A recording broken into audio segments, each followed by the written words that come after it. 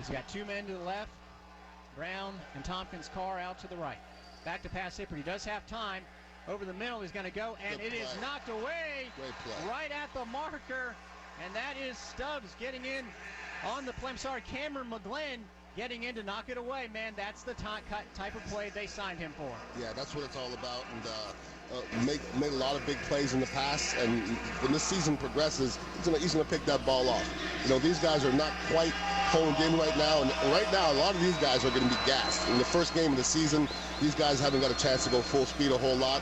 The adrenaline's starting to kick in. There's going to be guys getting real tired. 1:10 to go in the first quarter. Storm up 7-6. They're looking for the first stop of the game. 4th and 15 at midfield, Orlando. Hipper back to pass. He's got time. He's got a man deep, and it looks like it might be overthrown. There's going to be a penalty flag. I thought the receiver initiated the contact there. It looked like it unintentional, and this is quite unfortunate if it goes against the Storm. It's a shame. It looked like that ball was really uncatchable, too, but he was impeding his progress, so we'll see what they have to say. Man, a bad break there. Could it be not a first down, though, if it is?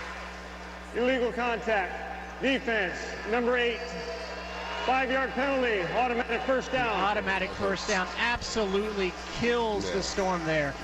And again, there was contact, and you're right, and he did impede the progress, but it was an overthrown pass, and that initiated the contact because there was nowhere to catch the ball for Tompkins to go, and he sort of ran into McGlenn. Bad break with 50 seconds to go in the first quarter. Fresh set of downs, 1st and 10 for Orlando at the Storm 20. Mark that play down. Lofting it for Greg Carr. Sure enough, you could just sense that coming. Fortunate couple of plays for the Predators. Greg Carr, touchdown.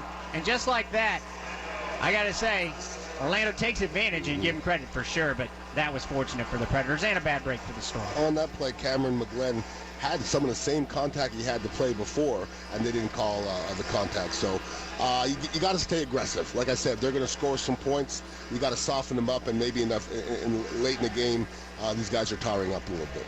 Man, oh man, just a bad break for the Storm because the defense was good that entire drive, and the coverage was good.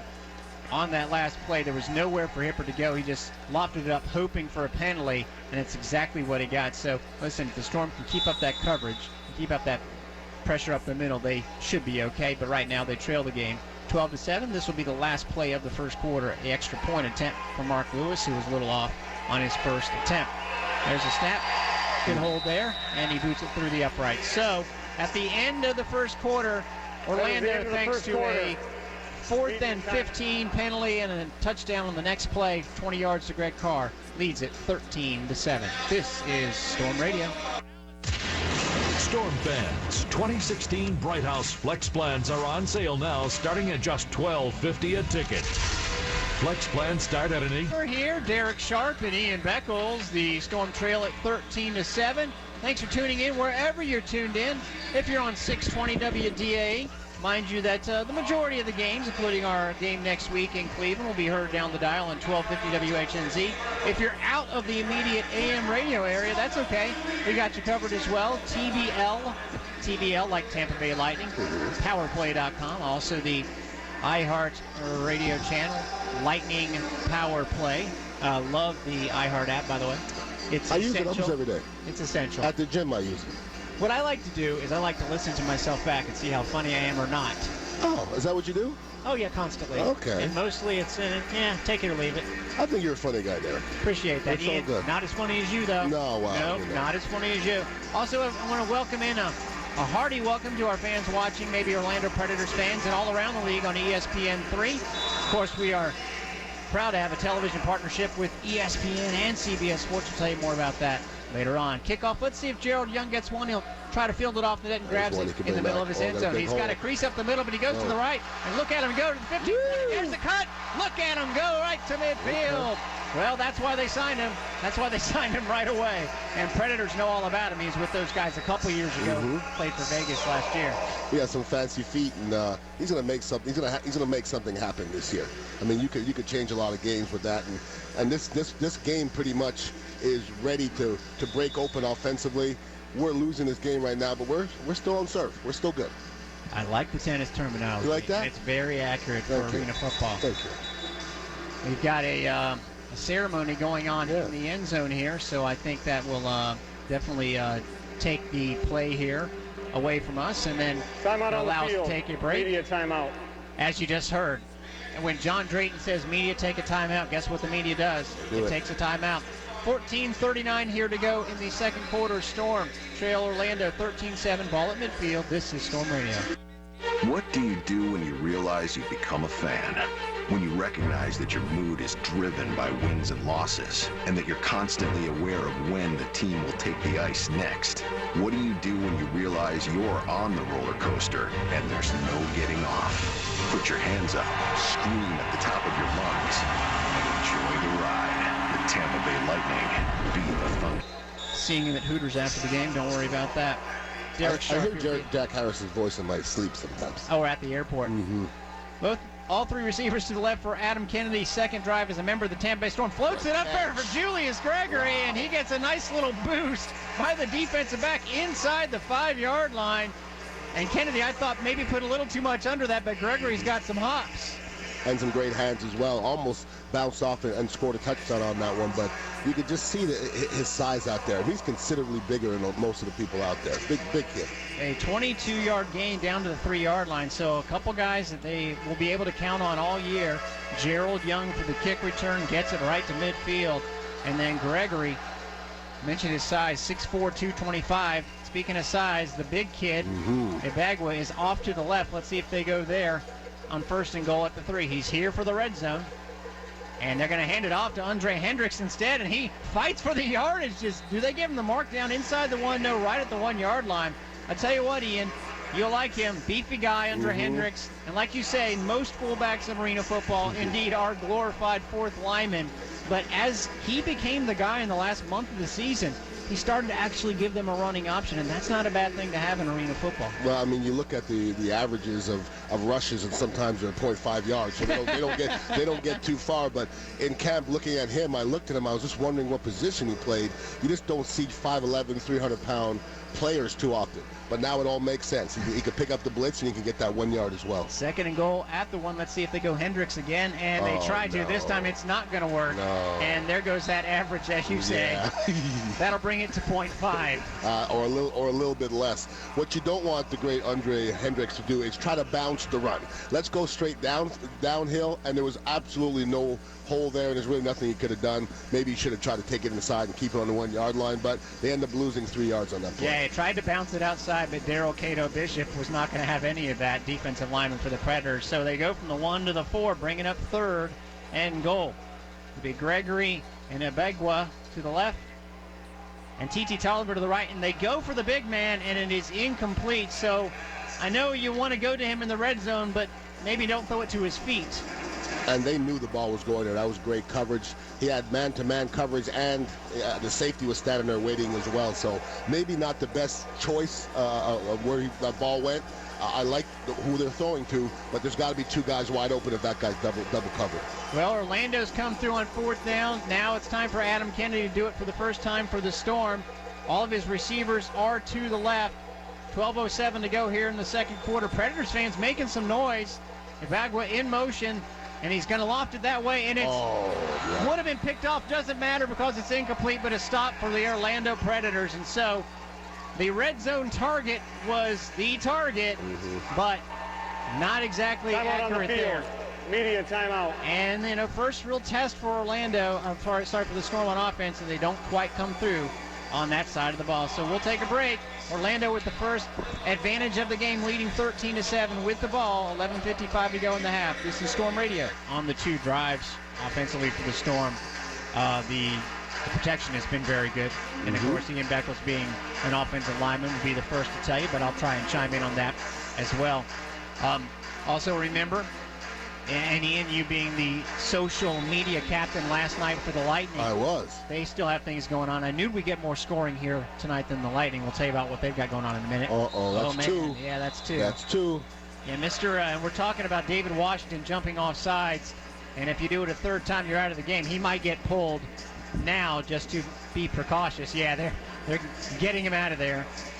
It'll be a 5-yard penalty. And by the way, great to see him down the field. Dean Kokinos, who's the assistant head coach, clearly the defensive coordinator, And in my book, a dead ringer for Bob De Niro.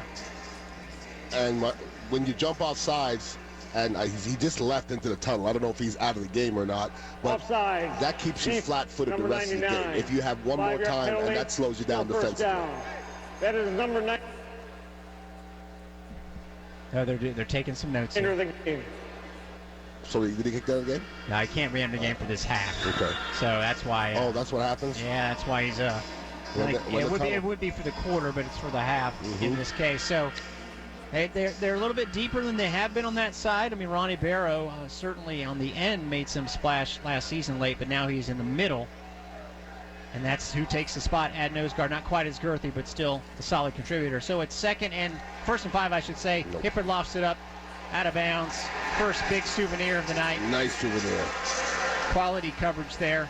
And I'm telling you, it's good, and it's also frustrating at the same time what the Storm are doing, because they're getting good coverage, but then it gets down to third down, and on the last drive, fourth down, and they're just trying to make that one play.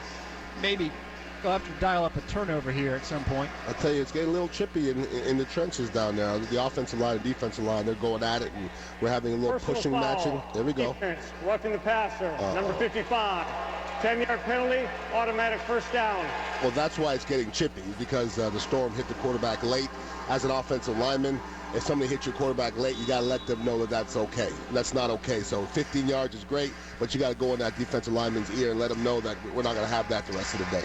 Yeah, that is now 2 gift penalties by the Tampa Bay Storm. You forgive certain things, but just giving them 15 yards this time up to the 19-yard line. Orlando first down. 11 minutes to go now in the half. Orlando up 12-7. Hippard's going to go deep. He's got Carr. He's covered, though.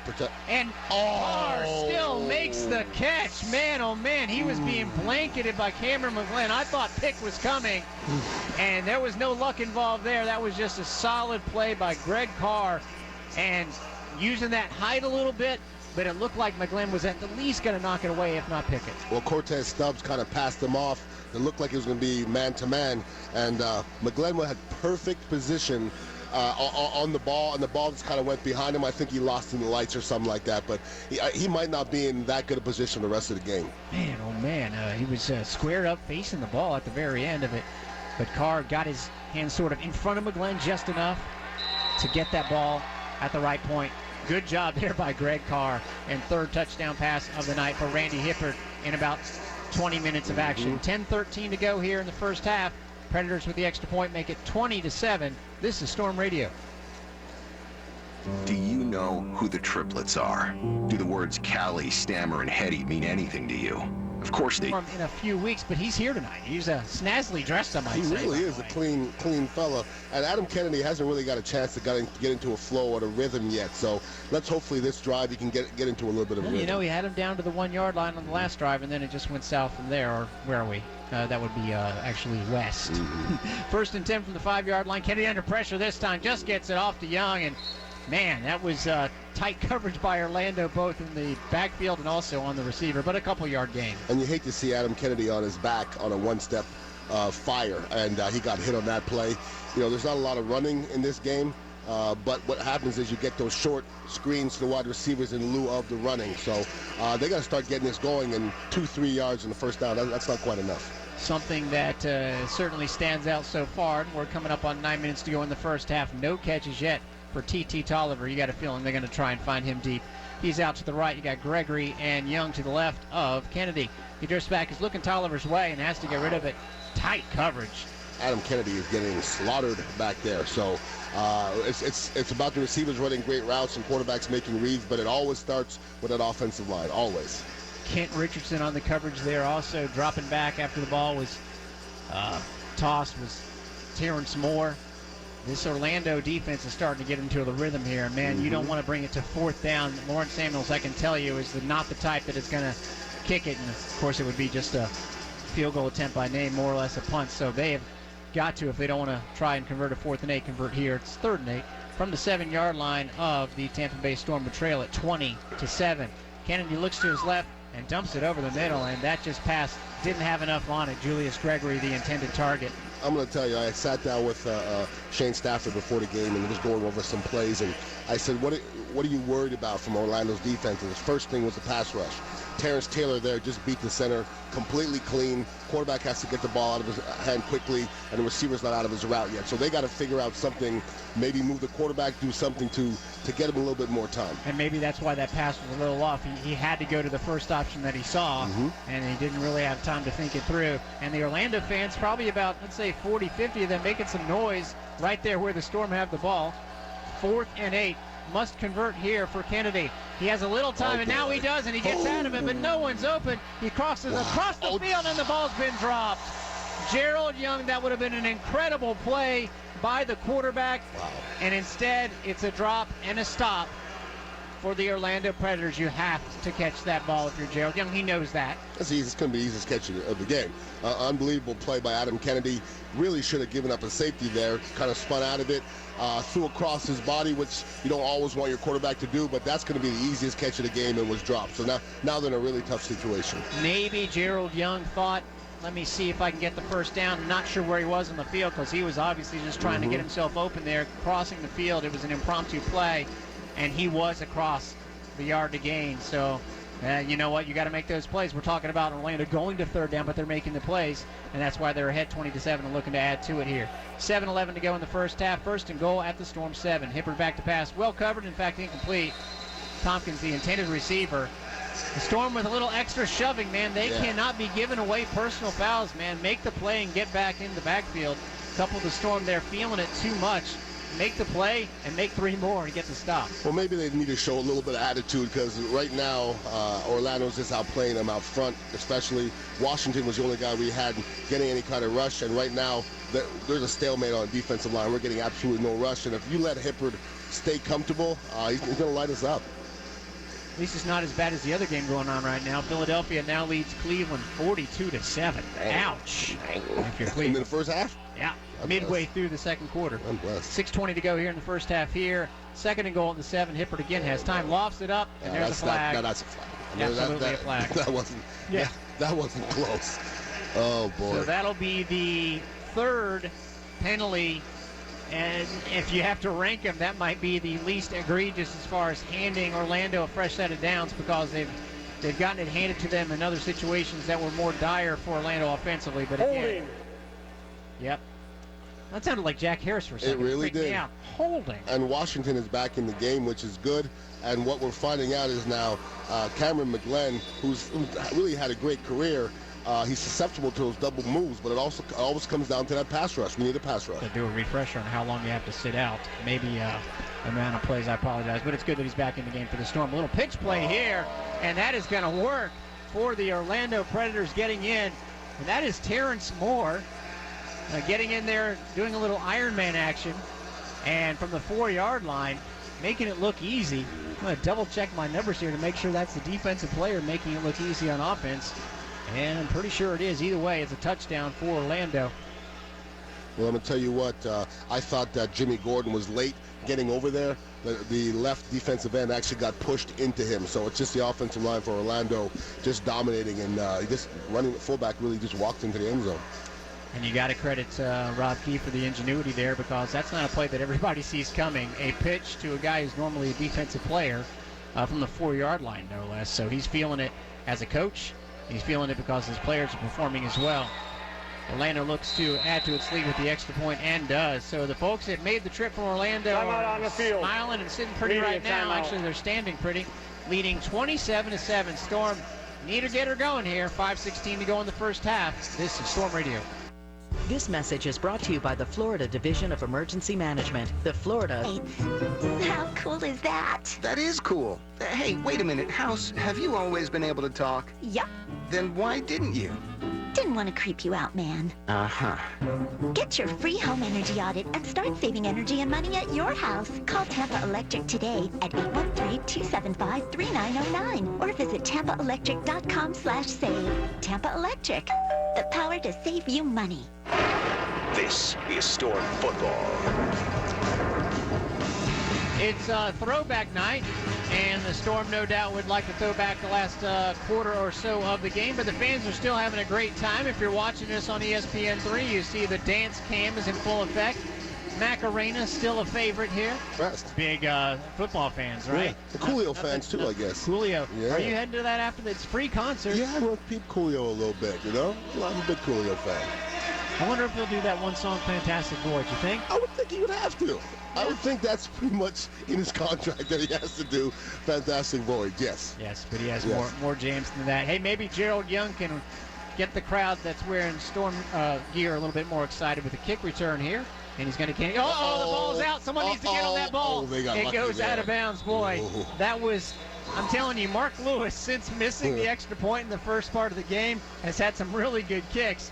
That one shot off the net. There was absolutely nothing Gerald Young nor the up man could have done about it. That's amazing. I mean, that's a rule that makes the game very, very exciting right there. And obviously a fan gets the ball as well. I'm not into must wins and must score, but they must score. They must score here, or they're going to get a good old-fashioned throttling. So it's going to be a very, very important drive for the Storm. We'll give our stations an idea after this first play. We didn't anticipate so much excitement on the kickoff. We'll get it to you after this one. First and 10 for the Storm at their own 6-yard line. That's where the ball went over the fence. And now to get Kennedy into the groove, a short pass to Gregory near the 10-yard line, but that was well covered. Let's now pause for station identification. This is Storm Radio.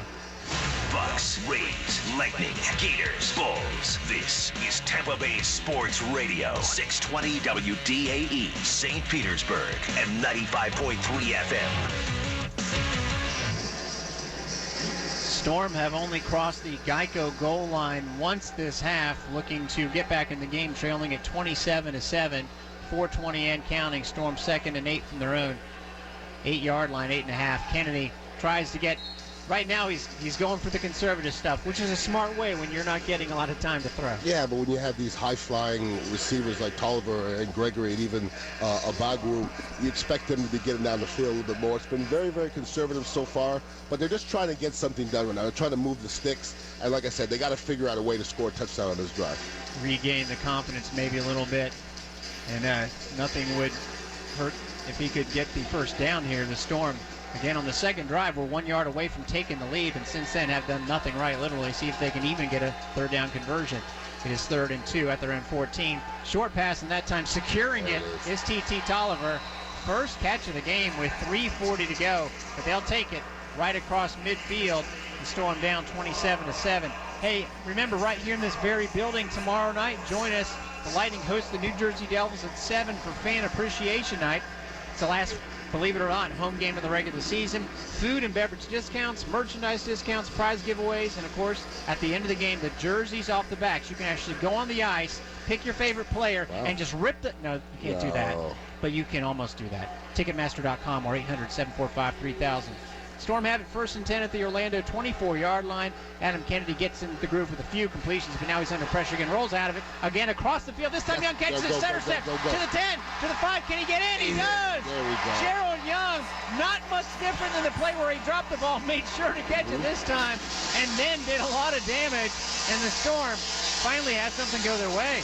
Well, Gerald Young, the special team specialist, not the biggest guy in the world, but when he catches a ball like that and stops, his special team prowess comes into play, and did a great job of getting into the end zone. And the Storm, they definitely needed that touchdown.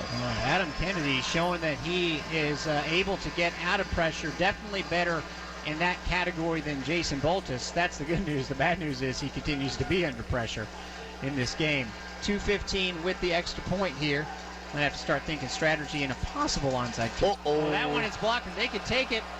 4-2. Now the ball goes out of bounds. Great job there. Just bull rushing in there and blocking the ball, the Orlando Predators. So we're even on missed extra points now, 27-13. So Ian mentioned the Lightning and Fan Appreciation Night. You were here last night. Listen, it wasn't the best game by the Lightning, but always very entertaining. Just a first-class experience going to a Lightning game. And now, as the social media captain, we should probably, first of all, give everybody our Twitter. So if you're listening, and about you, the Caveman Guy. The Caveman Guy was great. The commercials, yes. Yeah. The long-form 30-minute television program, not so much. Oh, no. You liked it? Absolutely not. No. Why would anybody watch that? I love Geico. In fact, I have my car insured by Geico. No lie. All right, the Lightning. I knew I'd do that once. Yeah. Maybe that'll be it. The Tampa Bay Storm do go deep here. And we'll try and get a stop here. It'll be fielded by Tompkins. He's going to think about running it out. Not going to get very far. And he'll be tackled right at the 5-yard line. So Terrence Ibagwa showing that he can tackle now. Here's where strategy comes into play a little bit in arena football, and you want to have the ball last, win it all possible. Won't be surprised here if Rob Keefe just takes his time on this play, just gets one more play off before the 1-minute warning, and then tries to slowly work the ball down the field to end the half. And remember, the Storm did use up a timeout in a replay challenge. They had a call to the booth early on the first drive. We thought it was the right move, but that means they only have 2 timeouts. So I wouldn't be surprised if Orlando goes short here.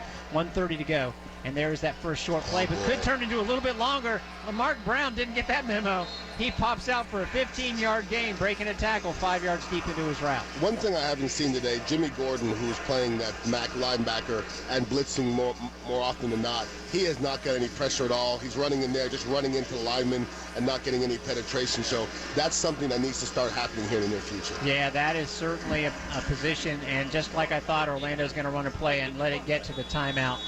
There is the 1-minute warning. Again, if you're not familiar with completely with the rules as far as the ends of the half, it does become a big-time strategy, and Rob Keefe is excellent at it. They had so many games last year, did the Orlando Predators, where they won the middle of the game, and that is score last and then score first to start the second half. You can't do that part of it because the Storm will get the ball first, but what you want to do is, you, like I said, space. Yeah, really. I mean, seriously, right next to Phil Esposito's statue up front. He should be right there, you know? And obviously, on the nameplate, it needs to say Ambassador Jack Harris. Yes. Ambassador Jack. I've never been in, but here we go. He's going to question you. Jack, great to see you, buddy.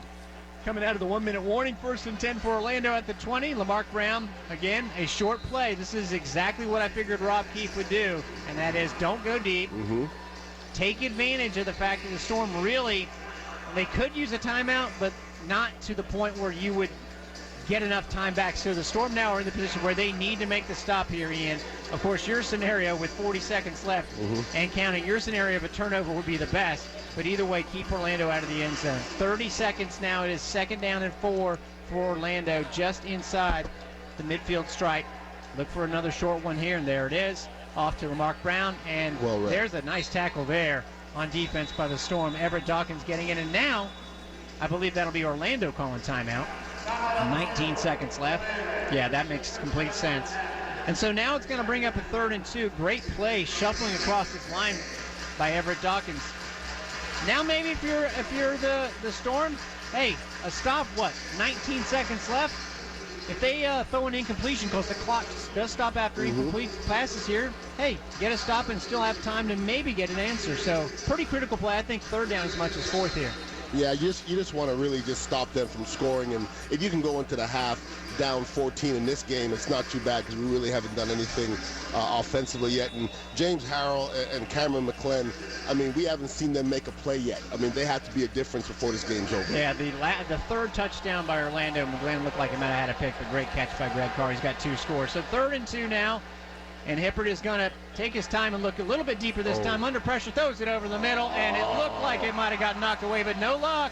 And that's a touchdown for Orlando. Brandon Tompkins with just 11 seconds left.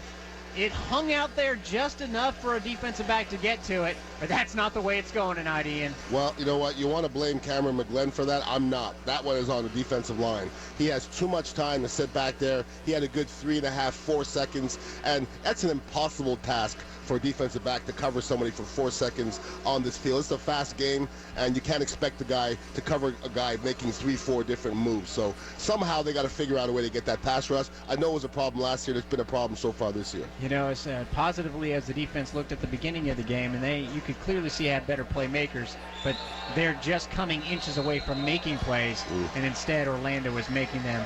All their receivers have had to come up with tough catches today. So with 11 seconds to go, it's 34-13. I mean, you look back at the one drive where it was a 4th down play, that it was a 4th and 15 where you had the penalty. That hurt. I mean, that was early on, but you know that play does get made. I still think the game kind of unfolds the way it has because you just had like you say, too much time for Randy Hippert, and that's something that's part and parcel of the game, not just a fluke play or a penalty. And that's something that we had to do. It was going to be a touchdown if he doesn't run into his way. So they just got to find himself in better situations for the defensive backs, because it can't be all on them. Right now it's been all on them, and we haven't seen, other than the first couple series where Washington got a good hit on Hippert, we really haven't seen him get hit after that. So once again, it's all about the big uglies in the middle. It's about the big uglies and about the trenches, and right now Orlando is clearly winning that battle. This is going to be the first chance perhaps for Gerald Young to make a major impact. Last year, Las Vegas, when it knocked off Arizona, it was basically Gerald Young's doing. He had a couple of kick returns. Boy, this will be a nice time for one, because again, the Storm do get the ball to start off the second half. If they somehow can get 7 here in the last 11 seconds, then you start off the second half, you get it to a touchdown game. Let's see if Gerald Young gets a kick to return at least. Lewis boots it deep. The clock will start when he crosses midfield, which he does, or the goal line, which he does right now. Good coverage. Gerald Young tries to squeak out of it, does a couple spin moves, but that's not going to go any further than the 7-yard line.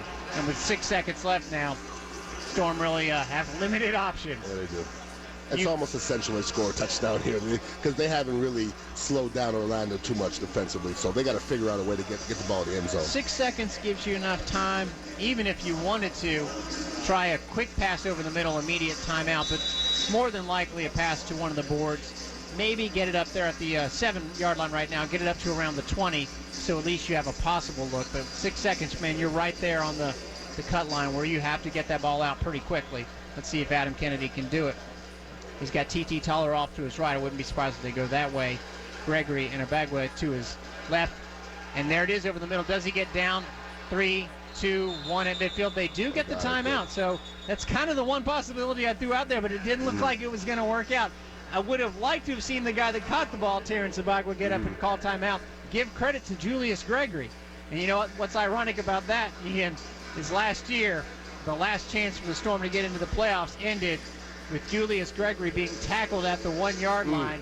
When he should have called a timeout, they let the clock run out, even though he went down, not that I remember it vividly or anything, with 2.5 seconds left, and none of the officials seemed to see a timeout being called. So yeah, that's not the way to go. But that time it worked out with 1 second left on the clock, so they will have a chance here from midfield. And if you're thinking kick a field goal here, you know, being down 18.5 doesn't really excite you as much as maybe getting to within 2 touchdowns. And Orlando has 3 deep right now, so they're really conceding the 15-yard curls and just coming down and making the tackle. So look to see maybe a 10, 15-yard pass, and hopefully a receiver makes a tackle. 2 tall guys out to the right, and it looks like a timeout here for Rob Keefe, and I think he saw what I saw, which is field.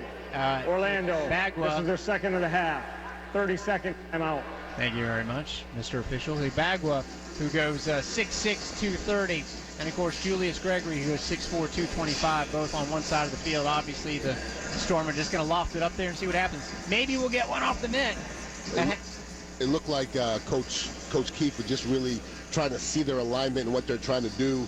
Called the timeout real late, and then he's going to obviously set his defense up to what he saw. So maybe they want to change it up a little bit, the Storm, because they're ready for what they got coming.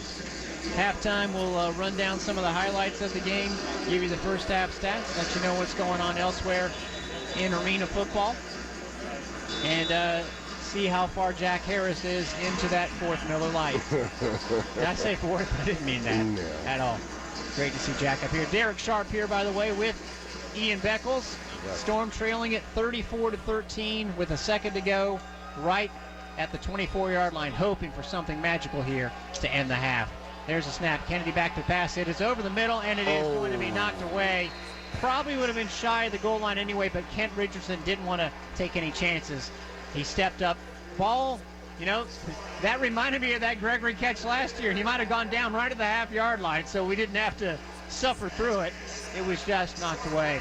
It was not a good half for the Storm. Started off all right, but right now they are on the wrong end of this thing. 34-13, Orlando with 2 stops. Needless to say, the Storm are going to have to come up with some stops of their own. Halftime show is next. Again, Orlando 34, Tampa Bay Storm 13. This is Storm Radio. Storm fans, 2016 Bright House Flex plans are on sale now, starting at just $12.50 a ticket. Flex plans start at an 8-ticket minimum and include parking, pregame field passes, and autographs. Get the most versatile ticket plan by calling 813-301-6600. Or visit... Be impressed, first of all, and we'll name you. We will name you on the air. You can tweet us at Derek Sharp, DAREK, SHARP, or at Ian Beckles, IANBECKLES. Ian, just getting geared up for the second half, as well as the post-game Coolio concert, one of many quality events that they hold here. By the way, if you are an out-of-town fan, you're not aware of the fact that Pearl Jam is coming here to Amalie Arena, still can get tickets. Monday, April 11th, also known as Derek Sharp's birthday. Nice. Select seats are... Wow, Jen, if you're listening, April 11th, Pearl Jam. Perfect. Still available for a great price, or as a birthday present. Seats start at $67.25. Don't forget that 25 cents. They will bust you for it every time. It's important. Don't miss Pearl Jam. I've seen them here. It's been, though, I want to say about 10 years ago. One of your favorite bands, Slater Kinney, opened up. Slater Kinney, I love their stuff.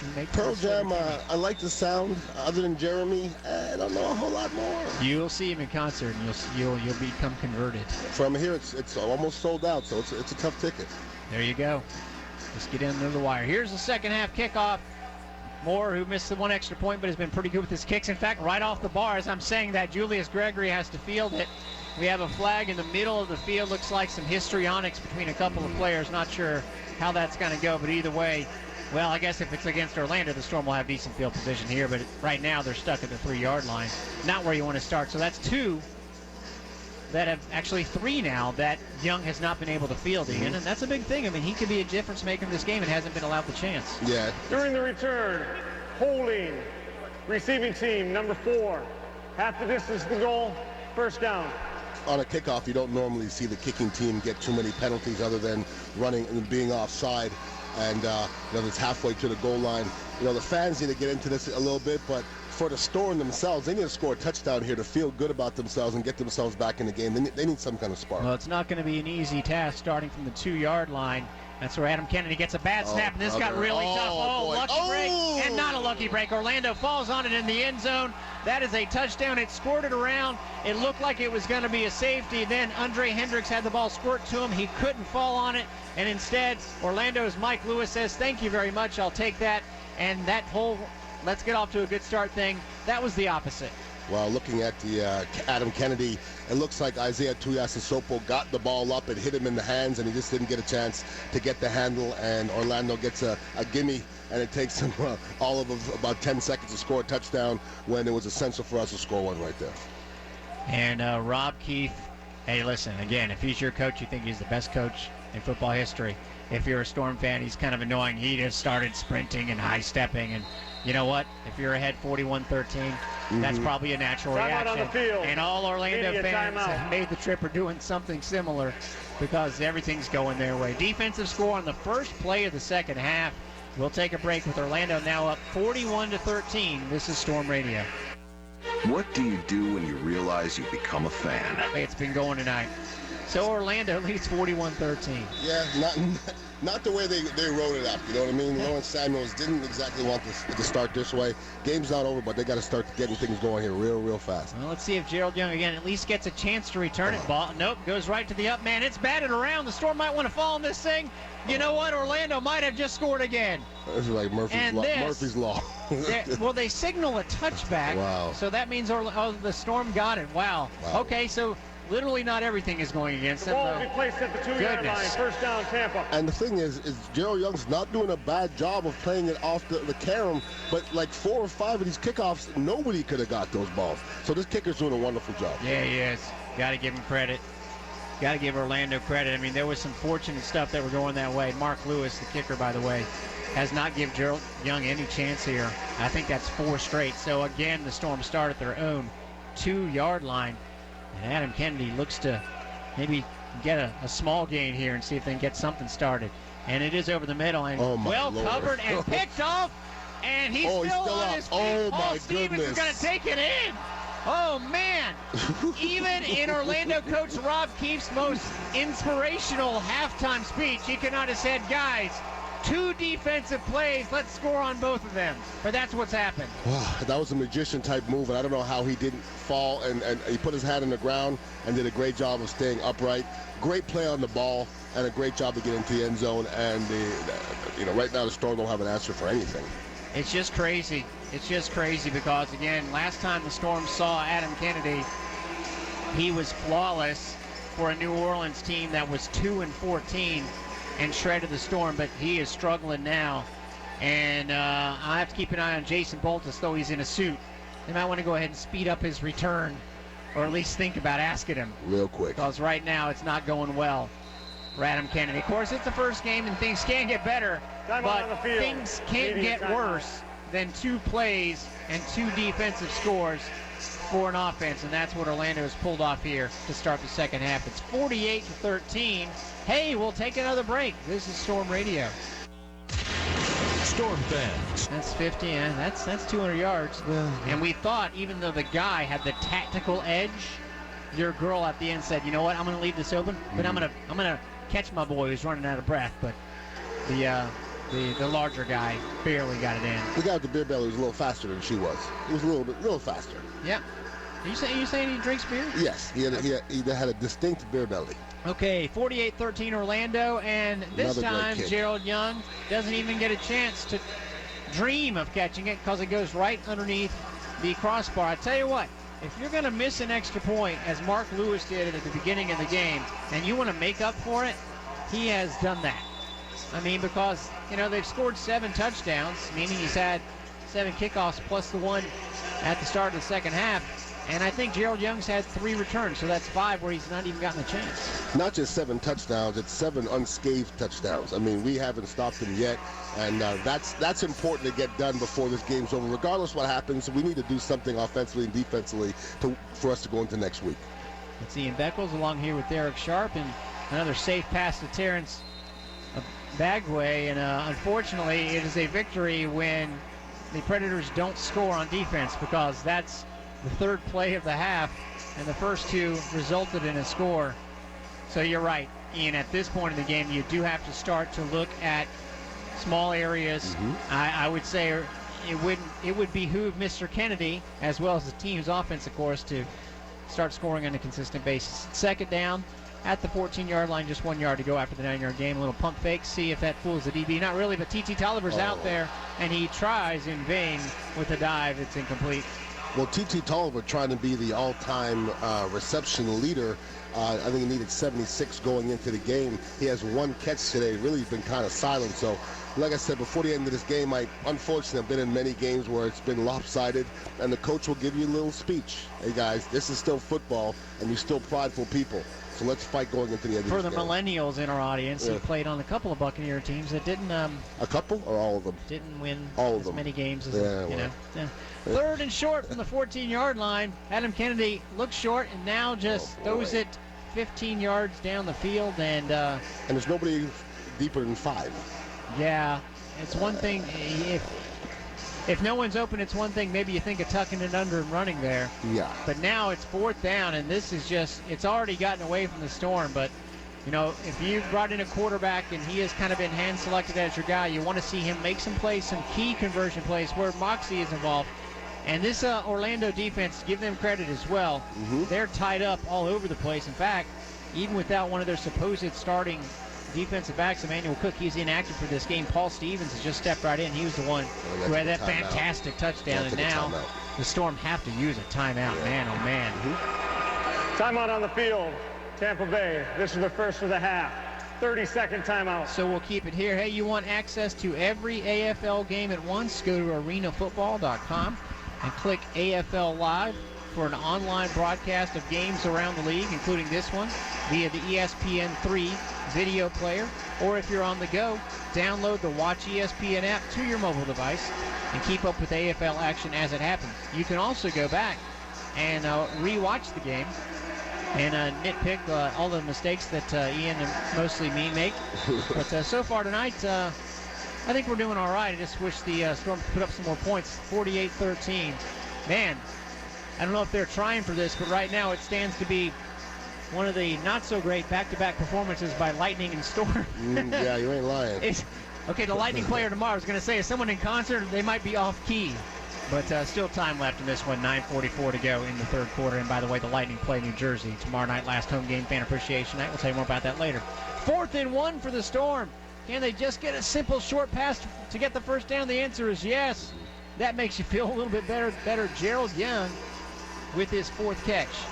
Now listen, the Storm has to go to Cleveland next week, and this film is going to go out all around the league. So, like I said, going into this, we have 13 points right now with 9.5 minutes left in the third quarter. So everybody's going to be watching this film. You still want to put some good film out there before this is over.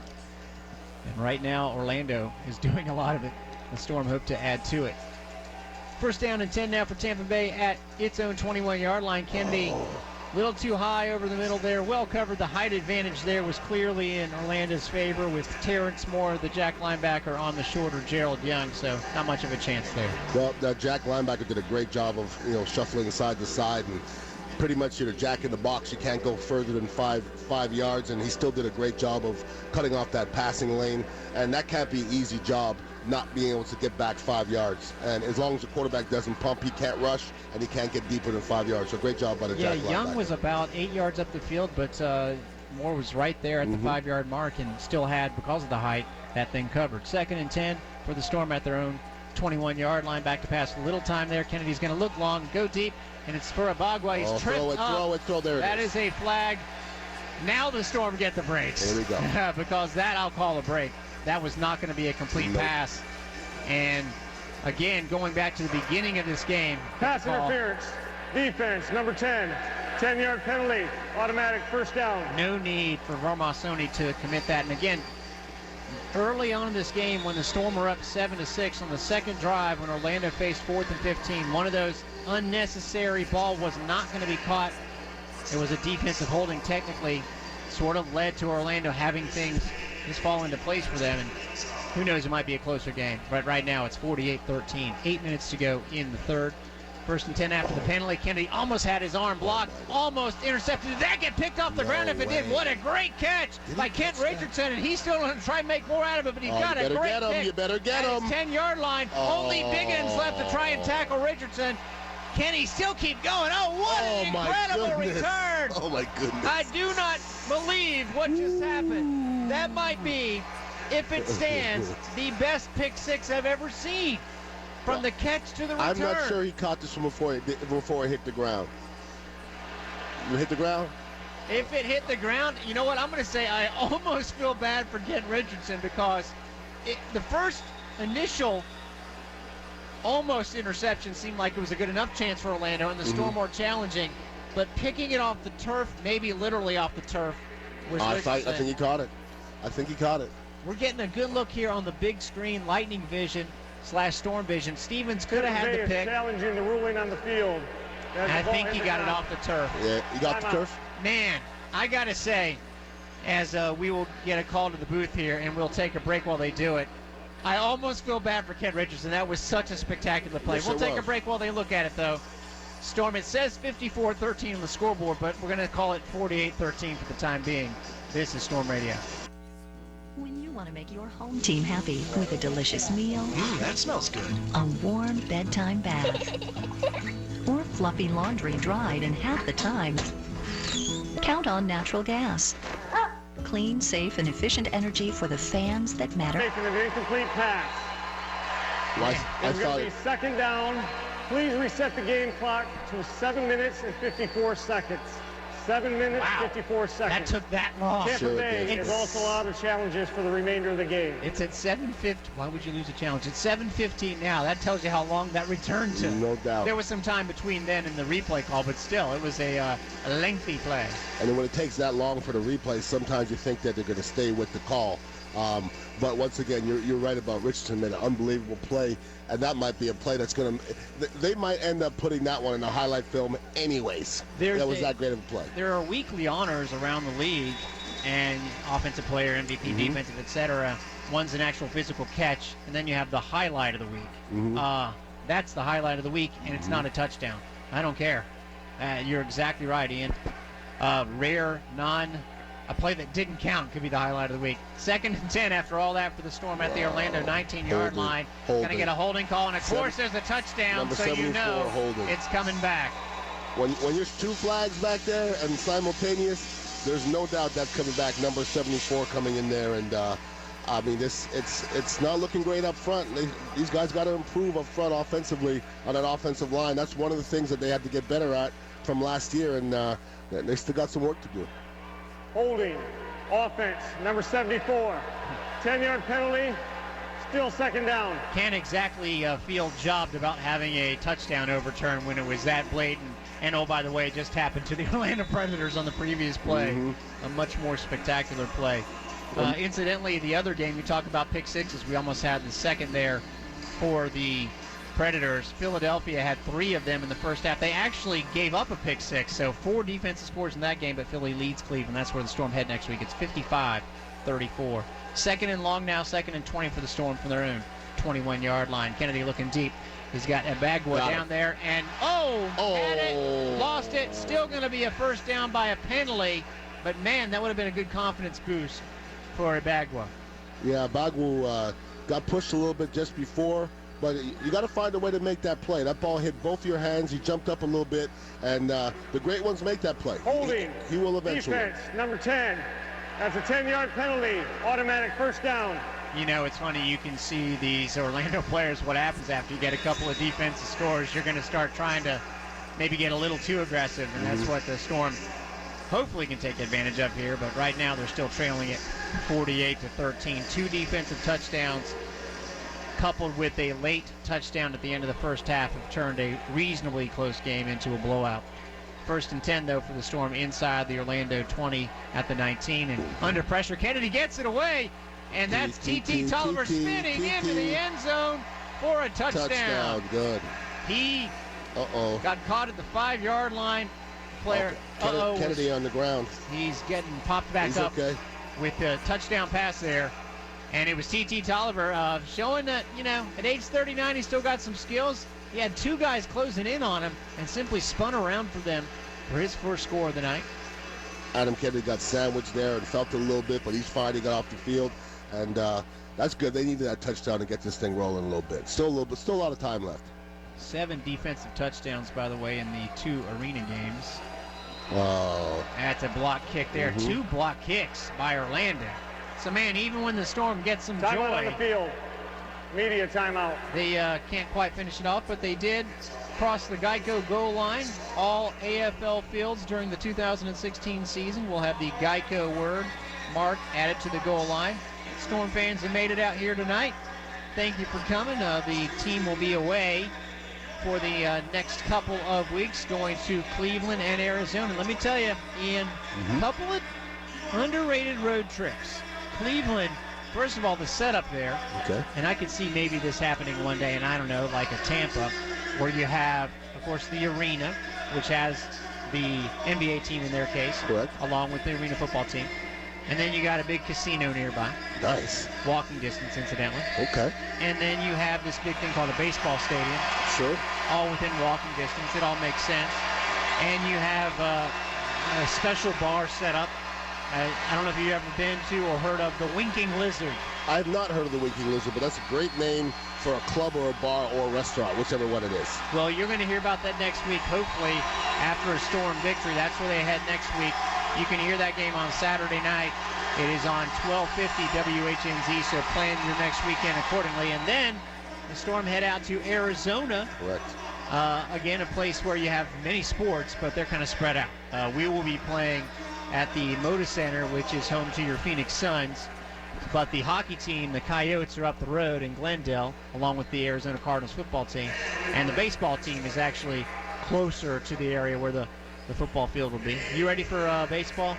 I think I am. I'm ready to go. I'm also excited to go around and see some of these different stadiums. And we have a beautiful stadium here in Amalie, obviously, but just get a chance to see some of these different cities. Oh, yeah. And we're very blessed right here.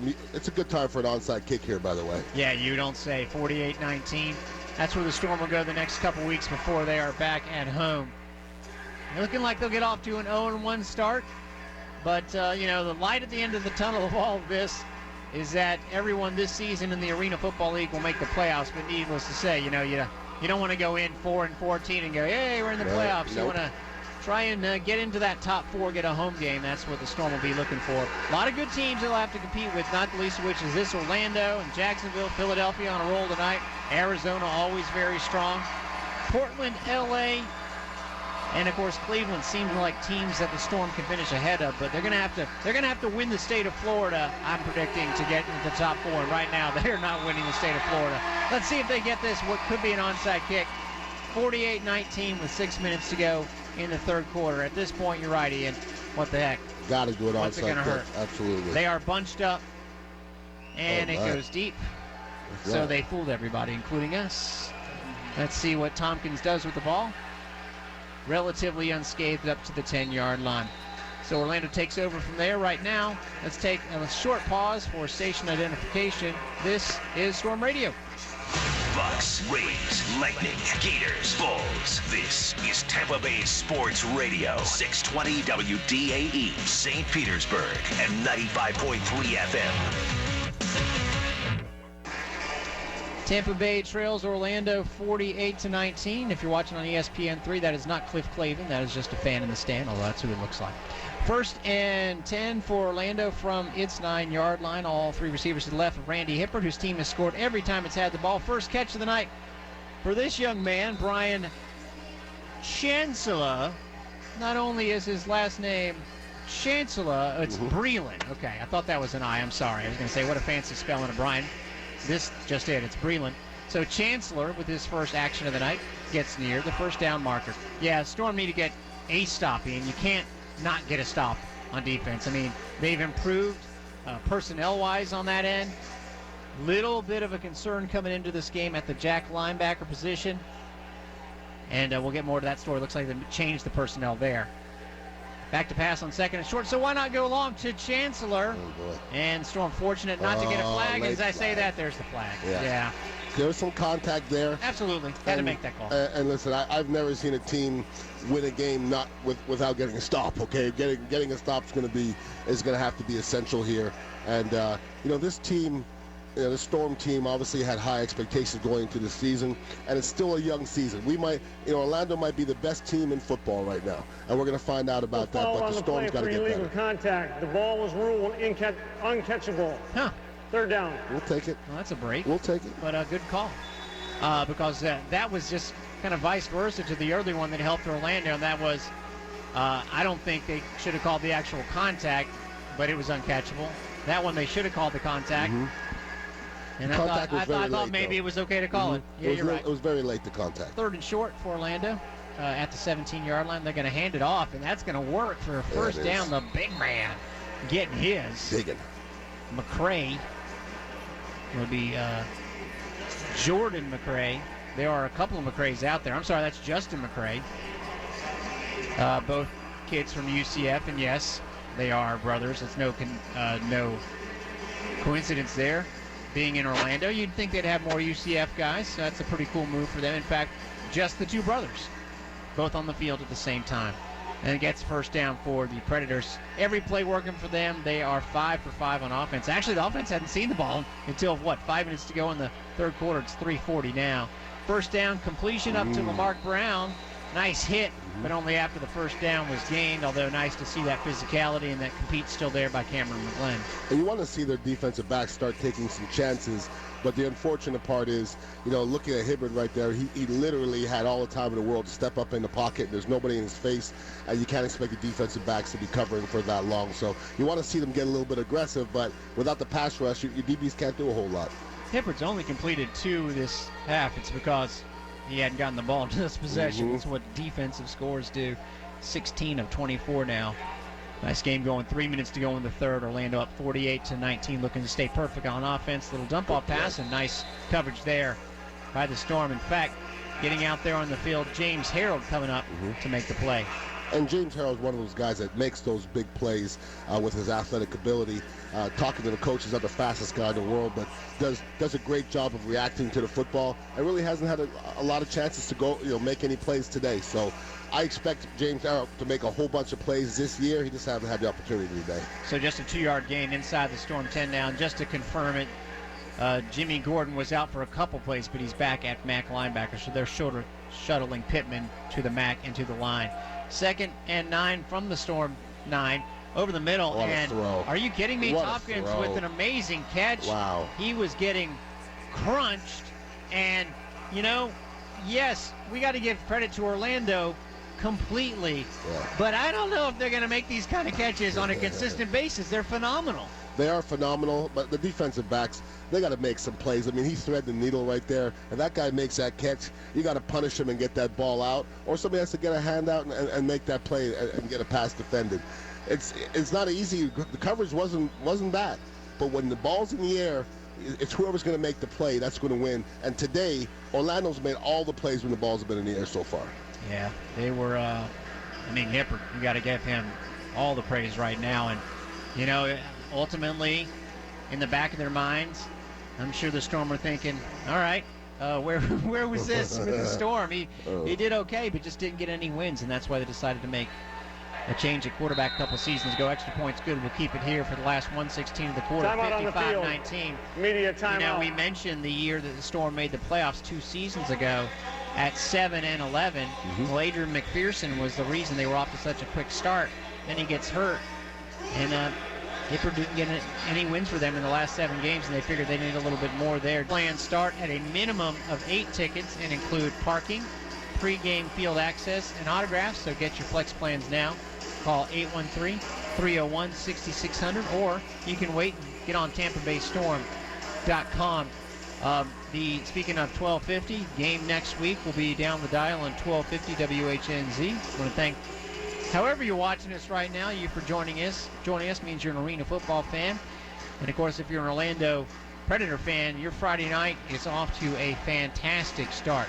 The only really sad part about this 55-19 Orlando is the Storm might feel compelled to throw away these Zubaz pants, and I wouldn't.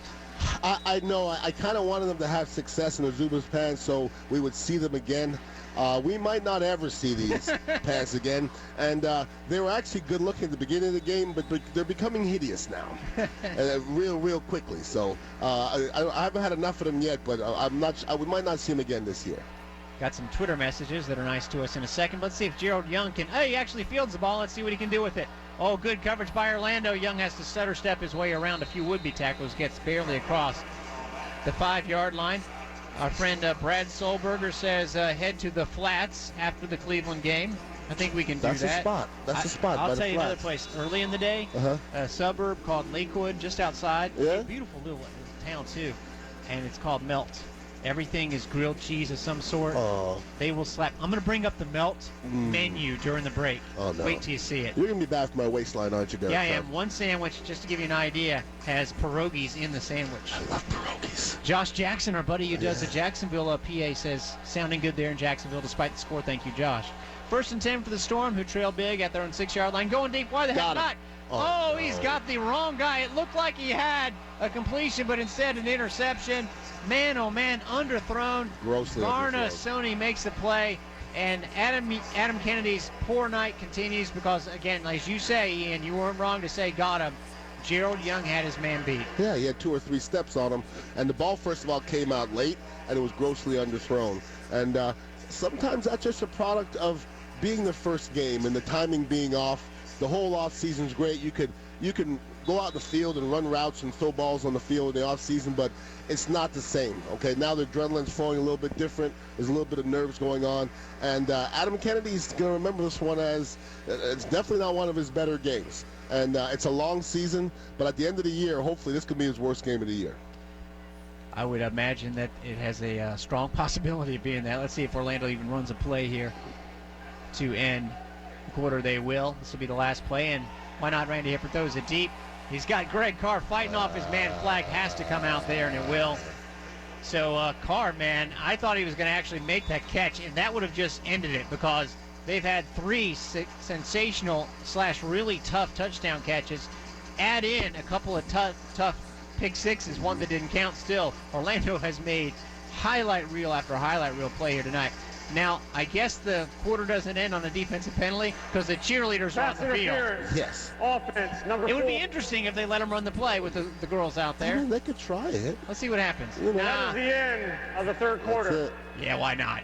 So that is the end of the third quarter. Believe it or not, it didn't get any better for the Storm. In fact, you could say it got worse. 55-19, they trail. This is Storm Radio.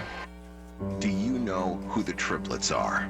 Do the words Callie, Stammer, and Hetty mean anything to you? Bill ended up getting to the dance, beating Orlando, and then going to Philly, which had rolled in as the number 1 seed. Jacksonville made the arena championship last year. So, yeah, the Storm have got a 10 with Jacksonville and Orlando and Philly.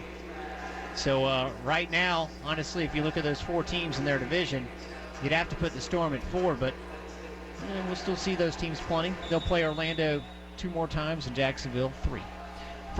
Second down and 10 for Hippard to start off the fourth quarter. Orlando up 55-19. Quick pass out to Carr, and there's a good play. That's a type of play that keeps it a short completion, and you would hope would lead to a stop. We haven't gotten one yet. Well, Randy Hippard, 18 for 27 for 197, 5 touchdowns. And Adam Kennedy, 12 for 25, 2 interceptions and 3 touchdowns. So, like you said, not his best game. And it's something to improve on as we head later on in the season. And 19 points going into the fourth quarter, it won't beat many teams in this league. If you look at yardage, it's not a vast difference. That's because of the 2 defensive scores, though. It is a 3rd down and 7 now for Hippard and Orlando. Flag, it's going to be Jack out of the box. It's going to be a touchdown to Greg Carr. I hope you're right, Ian. I thought maybe it was drifting out of the box by the Storm. Either way, that was too easy of a touchdown connection. Let's see what the call is. It's on us. I think it's going to be illegal defense on the Jack linebacker. Illegal defense, but once again, he had all day. All day. Yeah, it was a illegal defense. Illegal defense. As I called, and then, boy, Greg Carr, man. You know, he's a guy that you conventionally are used to seeing catch those, not jump balls, but higher lob-type passes. And, man, if he can add that sort of streak route to his repertoire, he could be one of the more dangerous receivers in the league. I'll tell you what, the D-line, watching them early in the game, they were getting up the field, power rushing. Now, I don't know if they're getting tired, but they're kind of running around the blocks, and they're not getting any penetration. And it can get uglier still. It's still plausible. You almost think that Orlando might let backup quarterback Bernard Morris in there just to save Hippard from injury. Call off the dogs a little bit. 62-19, 13:49 to go here in the game. Predators are laying it on the Storm, who have not stopped them all game long. This is Storm Radio. Storm fans, 2016 Bright House Flex plans are on. Orlando literally the whole game long. Now they're doing the YMCA, keeping the crowd into it. They keep going to that group of ladies, which is a smart thing. Yes. On Lightning Vision here, and if you're watching this at home on ESPN3, it really is that packed in here. There are still a lot of fans. Don't have the attendance count yet. Very impressed that not so many people have left so far, because this one would be a candidate for an early departure. Yeah, and the YMCA thing, I can honestly say I've never actually done the YMCA dance, and when I get put in my grave, I would like to have not done it. Wow, you and Jack Harris are different folks. Oh, Jack likes it. Oh, big time. Gerald Young gets the ball across the 10-yard line and almost goes right into the Orlando bench. He can't even get any pleasure. And so let's see if the Storm give anyone else a shot here at any of the various positions. Maybe quarterback, I'm thinking specifically, possibly. Well, you don't want to get your quarterback hurt, obviously, and to this point now, it's going to be almost impossible for the Storm to come back. And even if they run the ball, they run the clock out. So you got, once again, it's a long, long football season, and you want to keep people fresh. And my intuition came across correctly, because Jonathan Bain is in the game at quarterback for the Tampa Bay Storm, a guy that you've hung out with a little bit. Why not? It's an incredible story. Let's see how he does tonight. Nice rifle pass on the first one. I know that Shane Stafford, the offensive assistant, is a big fan of his. He is. And right now, Jonathan Bain is eager and showing out pretty well. We do have the attendance for tonight, 9,928, making it out to the opener for the Tampa Bay Storm. I want to thank you all for coming for sure. So Jonathan Bain, first pass is a 5-yard completion. And who knows? Might be earning himself a little more playing time depending on how this last fourth quarter goes. Now Bain under pressure, and he's going to run. The ball came out. Are you kidding me? Okay, Rob Keefe, we see you motioning for first down. Relax there, buddy. You're up 62-19. We get it. You want the ball back. You're out for blood. We understand. Calm down. Boy, he's kicking. That Rob Keefe, that's what I mean, Ian. He's kicking the board and complaining at the ref. Now, if he's just doing it in fun, that's fine. But, my God, it's 62-19. You don't have to get that upset. But you're right. That was not the best play for Bain, and he could have hung on to that ball. Fortunately, the Storm still have it. It'll be 3rd and short. And Bain is listed at 6'3", 205, and as a person who knows weight, that's not 205. that's not so. I wouldn't suggest he run too many times out there. That's true.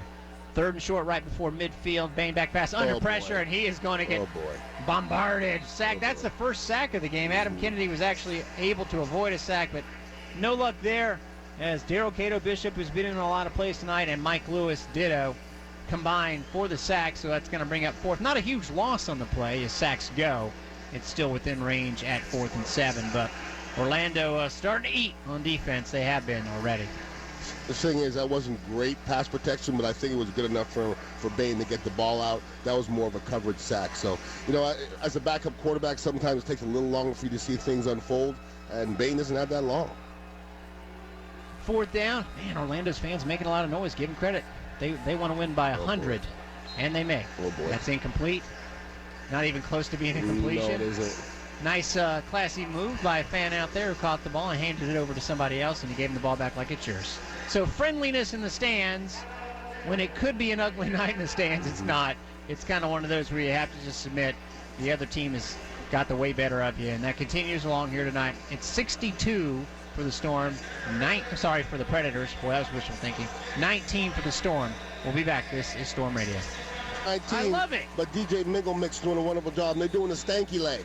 They're doing a stanky leg in the stands. These kids don't care what the score is. They don't. I love it. They're getting it in. It's a good time. It's Friday night, and it's a party. That's what I'm talking about. Speaking of getting it in, Bernard Morris. Is that Bernard Morris out there at quarterback? Yes, it is. In for Randy Hippert, who will go perfect on the night as far as touchdowns and drives. Morris's first pass. Wow.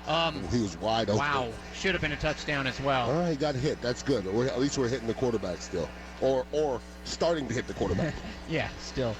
By the way, if you look at Hippert's numbers, it's not going to blow you away. It's 18 of 27 for 197 yards and 5 touchdowns. But that doesn't really tell the story. Again, there were 2 drives he didn't have to enter the field because they were defensive touchdowns. They scored on a pitch play, and they scored every time they had the ball. So he made a lot of key 3rd down conversions. I think there were 5 of 6. And then, of course, the one they didn't convert, they got the 4th down on the next play. It is 2nd down here for Bernard Morris, the new quarterback for the Predators. And he is going to have one bounce right off his receiver's hands. Let me tell you, good job security so far for Randy Hippert. 10 minutes to go in the 4th quarter. I mentioned we're going to Cleveland next week. I wanted to mention a couple items on that Melt Bar and Grill menu. We've alerted them via Twitter that we've been talking about them. We mentioned everything there is some sort of sandwich with cheese on it, like the Parmageddon with potato and onion pierogi. Okay. Fresh Napa vodka kraut, sauteed onions and sharp cheddar. You had me at pierogi, by the way. 3rd and 10 for Orlando inside the Storm 20. Hey, let's see if the Storm can get a stop here. Morris sort of jittery with the feet. Good coverage there. Tompkins wants the flag, but hey, Tompkins, relax. You'll be fine. Isn't that too many carbs? Pierogies in a grilled cheese. Isn't that too many carbs? Good question. Or just enough? Good question. But what about the chicken and waffle sandwich? Oh, no. Crispy battered chicken with the Belgian waffle, sriracha butter, pepper jack cheese, and maple syrup for dipping. I never heard of sriracha butter before, but I understand it, though. I think you might be having some next week. No doubt. I might go home and make some sriracha butter now. Spread it on some toast or something. Ian does know him some food. Hey, the Storm can get a stop here. 9 minutes to go in the game. It's 4th and 10.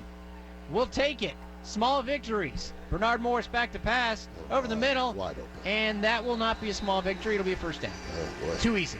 Yeah, when you talk about statistics, sometimes they say it's for losers, but not in this case. They are for the winners. Yeah, but Hippert, his statistics don't look great, but if we didn't stop anything, we didn't at that point we didn't slow anything down, and it's 4th and 10, and the guy's wide open. So once again, there's still enough time to make some plays and get some momentum to go into next week, and I'm still waiting. By the way, ESPN, a proud partner, television-wise, of Arena Football, has tomorrow's game, Jacksonville at LA, so you can watch on ESPN2. 9 o'clock, Morris, more of a runner with the fake, the pitch, keeps the ball, and sees the big man, Jordan McRae, for a touchdown. And now Orlando gets to celebrate.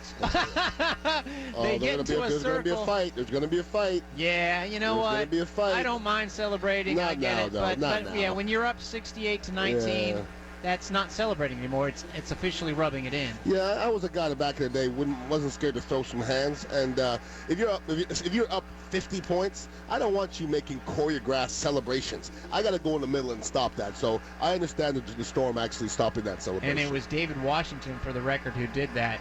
And Orlando, to its credit in this case, didn't fight hard to continue the celebration. They're like, yeah, you know what? For what in this case? Mm-hmm. It was a good play call. It was a great play call. Yeah, fake the pitch. Looked like he might roll it in, and then gave his offensive lineman some love there, did Bernard Morris. The extra point up and through. 69 points. That is a 50-point margin with 7 minutes to go. We'll be back. This is Storm Radio. Hear that? That's a storm warning. It means the Tampa Bay Storm is coming on strong this season, playing hard and sometimes getting hit hard too. Surely we'll win one of these last two, and after last night you start to get a little antsy, but tomorrow night, remember, Lightning fans, it's Fan Appreciation Night. I'll tell you more about it after the kickoff. I feel Gerald Young is going to do something here. Please. And he catches the ball, starting off good here. And he's got a little bit of a lane. Oh, yeah. And so when I say do something, carry a few tackles for about 5 yards. We'll have to suffice. And a Predator came out of the ball, come up with the ball, but we still retain the ball. Well, I tell you what, if you're Bain right now and you're the backup quarterback, you got to be thinking to yourself, it went so poorly offensively that this is my chance. I mean, talking to Shane Stafford, he spoke very highly of this kid. And it went so poorly with the number ones. Doesn't mean you're going to be starting next week, but you can still do a little something to make the coaches at least think about who's going to be the starter next week. And Ian talking about how it just wasn't a great night for Adam Kennedy. A couple of interceptions, one taken back for a score, one severely underthrown, and nearly a third, which would have been a pick six as well, but it was overturned. Jonathan Bain's going to go deep, has his receiver turned around, wrong shoulder, not going well, 6 minutes to go. By the way, tomorrow for that Fan Appreciation Night, the first 15,000 fans will get car flags. 15,000 fans will receive car flags as they leave the game. Now, how's that going to work? The first 15,000 to leave the game to get a car flag, I think it's just have 20,000, but no, I'm sure they'll figure it out. Also, this is always cool. Now, when you hear a used equipment sale, you go, used equipment, but this is player sticks, that kind of thing. Okay. So that's really cool stuff. That's good stuff. There'll be that going on inside the arena at 5 o'clock. 2nd and 10 here for the Storm, down 69-19. Over the middle, and there's a hookup for you. And a first down pickup by the new guy, Terrence Ibagwa. Also tomorrow, by the way, $2 sodas and hot dogs, $4 on the Little Caesars Super Slices, $7 on those PDQ 3-piece chicken tenders. What? That is some seriously delicious That's some good chicken there. Pizza. Also, a lot of the former players, the last thing I want to mention about tomorrow night before the shirts off their back at the end, Brian Bradley, Darren Pupa, Philip Kuba, Paul Eisenbart, Pat Jablonski, a lot of the alum will be doing autographs. First intermission at Rumfish Grill. That's tomorrow night here at Amalie. 1st and 10 for the Storm at midfield. Bain has a man. It's T.T. Tolliver, and he's got it. There you go, Jonathan Bain as well. His first touchdown pass as a member of the Tampa Bay Storm, and something for the crowd to be happy about. And I got to give them credit once again, Ian, for not ducking out of here and still making a nice amount of noise after that score. Well, the crowd's still here, having a good time, still dancing. But it's good to see that the fellows aren't giving up here. And T.T. Tolliver's been very quiet all night long. And maybe this will get a little spark and score a couple more touchdowns before the end of this thing. It's not going to be a big deal in the end in this game, but it might, once again lead to some kind of momentum going into Cleveland. Jonathan Bain, who played 2 years in the PIFL, which I always have to say it that way, otherwise it sounds kind of like piffle. Won a championship. Piffle, yeah. Mm-hmm.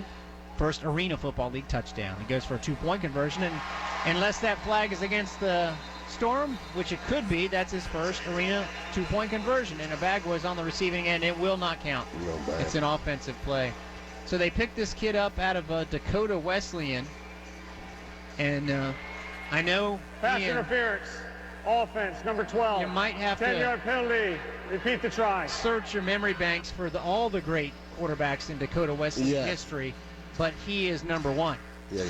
9,200 some odd yards. So they picked him up off a small school, and you'll see a lot of kids like that don't even necessarily rack up big numbers necessarily in college, but are more suited to this game. And off to a good start here, Jonathan Bay. Now, does this count as the Geico Blue Zone on a 2-point conversion? I love the Blue Zone. Yes, because you said Geico. Between the 15 and 10-yard line. Because you know 15 minutes can save you 10% on car insurance. That is true. Right there in that Blue Zone. Everybody knows that. Everybody now. That's where the extra point comes from. Going for 2 and... See, I don't like that effort. I mean, that was his 5-yard out on a 15-yard line. He liked the Blue Zone so much he decided to throw it there. Yeah. So the go for 2 is no good. 69-25 is our score with 3:33 remaining. This is Storm Radio.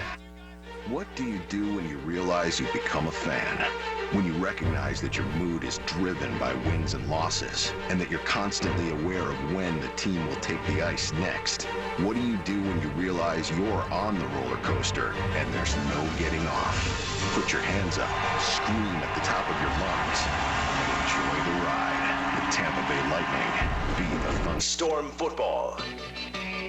And down by 54, the Storm say we're not going to onside kick it. Let's just play this baby out.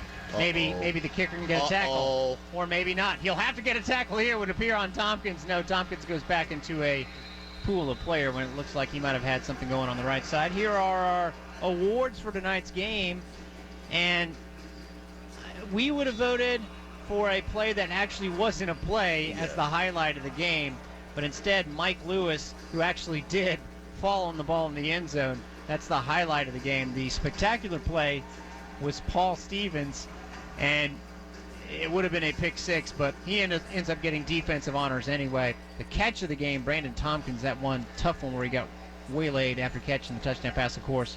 Offensive player Randy Hippert, and the playmaker is Greg Carr. Brandon Morse trying to make some plays now. Bernard Morse, for Orlando, and does again as they move the ball up the field. I don't know if they need to be in hurry-up mode. Yeah, they slow it down a little bit. Yeah. Now they are in the blue zone at the 15-yard line because, as everybody knows, you can save 15% with just 15 minutes on the phone with Geico. Now, 10% technically, but 15% is just much more impressive. So when you get down to that 15-yard line, you are in the Geico Blue Zone. 2:16 to go here in the game. Storm trail it, I believe I said, by 54. Loopy with the high scores. It's 44, 69-25. Hard to keep count. Morris is going to try and add to that margin, and he does. How about that? Lamarck Brown with the touchdown catch as Orlando continues to go for the end zone with prolific adding to their score proficiency. And also, Red, maybe the Storm will remember this. My goodness. Then again, it's a backup quarterback. And if you're on the other side with your backup quarterback and he's throwing for the end zone, guess what? You're allowed to do the same thing, and they're doing it. Well, I mean, the Storm went and got Cameron McGlenn from the Voodoo to make big plays, but he's had a rough day, okay? I don't know how many touchdowns have been on him. But once again, I got to go back to the pass rush. The pass rush is not there. I don't know if they have to change up some personnel next week or change up a scheme. There's not much they can do. You can't stunt. You got to beat guys one-on-one. So these guys got to get tougher up front. Yeah, Everett Dawkins and Ronnie Berra, who made a lot of sort of push plays at the end of last season, neither of them have been able to pull that off. The extra point is good. So that margin is backed up to 51 with 1:10 to go. We'll keep it here. One more play before the 1-minute warning. Again, the Storm are in Cleveland next week. Last check, that game was essentially decided. I haven't seen anything since 69-41. The point is Cleveland's going to be 0-1. Also, the Orlando Predators will be at home next week. What a great place for their games. I'm telling you, And, the war on I-4, which Orlando is about to take a 5-game lead. Not too long ago, this thing was tied. Obviously, they won 5 in a row. Wow. Used to play, the arena. It was the jungle. It was kind of a nasty place to go. They really played up the jungle thing. Now they try to, but that Amway building is so beautiful. Really? They can try and jungle it up all they want. It doesn't work. It's just, I'm sure it's a tough place to play, but it's a beautiful place to play. So they'll be back there next week, taking on the Portland Steel. New nickname. That kind of confused me. I looked at the schedule, and there was Portland twice on the schedule and 2 different names, so it confused me a little bit. Yep, used to be the Thunder. That's right. Steel, when you think of Portland, there's about, I'd say maybe 10 things you think of before Steel. Okay. Donuts, craft breweries. I could name 10 craft breweries in Portland before I get to Steel. No, you can't. You can name 10 craft breweries from Portland. Okay, you caught me on that. Okay, but if you could name 4, I'd be impressed. Well, Rogue. It's been too long since I've been there. But I'll re-familiarize myself in a couple weeks. Yeah, we will. About a month or so. Actually, in a couple weeks when we go to Arizona, Ian, you'll be impressed. Not many people think of Arizona as a craft beer state. Not that I'm a big craft beer guy or anything. I think you can make any state a craft beer state. These days, yes. Yes. But very underrated. As we hit the 1-minute warning, why are we talking about craft beer? Because we're looking forward, because this game, not much to look back on. It is 76-25. The Storm trail it at the 1-minute warning. We'll return for that last minute. This is Storm Radio. Storm fans. Ice here in the last minute to avoid that. 51's a good old-fashioned throttling now, and I thought I was going to be a good luck charm, and it looks like I'm schlep rock instead. Well, Ian, they weren't going to go 16-0. No. Completion by Bain over the middle to Gerald Young, and by the way, just giving the Storm credit for not calling timeout here, but they are hurrying it up. Appreciate up it. to the 22-yard line. Good job, Lawrence Samuels. Bain back to pass, a little bit more time, goes to the sideline, and almost escaping the boards and would have been clear for a possible touchdown was Ibagwa, and he right now stands to be the leading receiver for the Storm tonight, so there's a feather in his cap. Get those numbers for you here in a second. That's his 5th catch. Actually, Gerald Young has 6 catches, and that's a guy that was supposed to be kind of 4th in the order, so positive development there. Everyone has at least 3 of the 4 receivers for the Storm. 30 seconds left as the ball is snapped, 2nd and short from the 22. Just throwing it up and maybe intercepted. Indeed, it will be Barmasoni. So that's 3 picks tonight for Orlando. Wow. And there's 28 seconds left. I'm going to even predict, as tempting as it will be for Rob Keefe to throw deep, there is a possibility he might just run it into the line and not try and score again. I know it's going to test him and his desire to rub it in, but maybe, just maybe, we're about to witness the last play of the game. Well, I'm going to give him that much credit. I'm going to say that he will not try and score on this play, but it will be the worst defeat, either way, in Storm history by margin. If you have to play a team, 2 more times in the season, that's a bad idea to try to run up the score in the first game of the season. Run it out, go home, make sure nobody gets hurt. And good job, Rob Keefe. Oh, come on, ref. They run it into the line, and an official decides to be officious, and whoever... I like the Orlando assistant saying, decline the penalty, let's get this thing over. So even they know when to say when as far as rubbing it Not in. enough people in 3-point stance. That penalty's been declined. 2nd down. You know what? I'll say this for the rest of They haven't thrown a lot of flags, so maybe they just wanted to get one last toss there. Why not? It seems like most of the penalties have gone against the Storm today, that's for sure. Game 3,000. It almost looks like the Storm have lost by 3,000, but not quite. Final score, 76-25. Orlando did not get stopped on offense. Wow. This does not count. Running out the clock does not count as a stop, unfortunately. It does not. So a probably rather short post-game show will hit on the highlights such as they were when we return. This is Storm Radio. You've been listening to Tampa Bay Storm football. Stay tuned for the Storm postgame report with Derek Sharp and Ian Beckles. Storm fans, 2016 Bright House Flex plans are on sale now, starting at just $12.50 a ticket. Flex plans start at an 8-ticket minimum and include parking, pregame field passes, and autographs. Get the most versatile ticket plan by calling 813-301-6600 or visit TampaBayStorm.com. The Tampa Bay Storm, celebrating 25 seasons of arena football. Hear that? That's a storm warning. It means the Tampa Bay Storm is coming on strong this season, playing hard and sometimes getting hit hard too. Fortunately, Florida Hospital is on the sidelines ready to help. Our expert medical staff is part of the team, helping players get back into the game. And when life brings you unexpected injuries, we'll be ready. Florida Hospital, exclusive healthcare provider of the Tampa Bay Storm.